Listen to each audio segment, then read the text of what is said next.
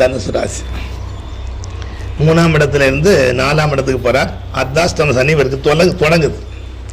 யாருக்கு? தனுசு ராசிக்காரங்களுக்கு. தனுசு ராசிக்கு அதிபதி வியாழ பகவான். அப்போ மீன ராசிக்கு அதிபதியும் வியாழ பகவான் தான். என்ன பண்ணுறது? சுகஸ்தானம் பேர் 4ஆம் இடத்துக்கு. அடுத்து அர்த்தாஷ்டம சனி ஆரம்பம். சுகம் அர்த்தாஷ்டம சனி ஆரம்பம். சுகம் கிடைக்குமா? கிடைக்கும். என்ன செஞ்சால் கிடைக்கும்?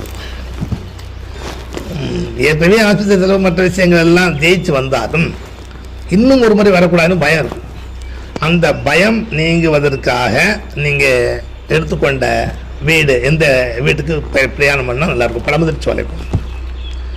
பழமுதிர்ச்சோலைக்கு போய் பகவானை சேவிச்சுட்டு வந்தால், அதை பழமுதிர்ச்சோலை கடவுளை சேவிச்சுட்டு வந்தால் நல்லா இருக்கும் உங்களுக்கு. இந்த அர்த்தாஷ்டமசனியுடைய கொஞ்சம் பங்கீடுகள், அந்த பங்கீடுகள்னு எடுத்து எதை சொல்கிறது? அவருடைய பங்கு ஃபஸ்ட்டு அதை பிடிப்பார். உடம்பு சுகம் தானே. அந்த சுகஸ்தானத்துக்கு வரும்போது என்ன சாப்டர் இருக்குது? உடனே சுகத்தை என்ன பண்ணலாம் அப்படின்னு சொல்லும்போது சுகத்தை இது மட்டுமே என்ன செய்வார்? பார்ப்பார். அவள் பார்த்துட்டு நம்ம சுகத்தை எந்த இடத்துல உனக்கு பிடிச்சா சரியாக வரும்? உடம்பு வயிற்றுப்பகுதி. இந்த வயிற்றுப்பகுதி நுரையீரல் பகுதி.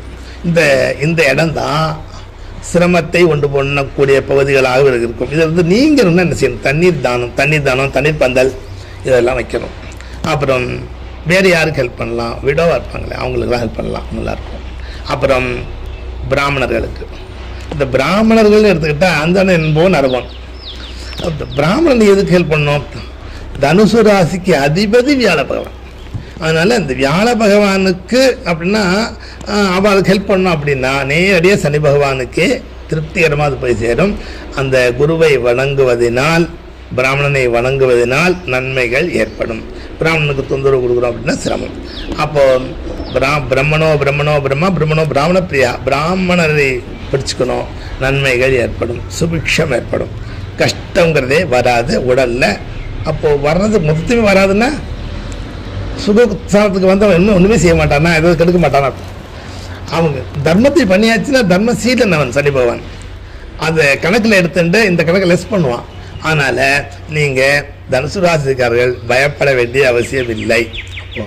பயப்படணும், பயப்பட வேண்டாம்னு ரெண்டும் சொல்லியிருக்கிறேன். சனி பகவானை பற்றி பயப்பட வேண்டாம்னு முதலே பயம் வேண்டாம்னு சொல்கிறதுக்கு தான் நான் வந்திருக்கேன். அது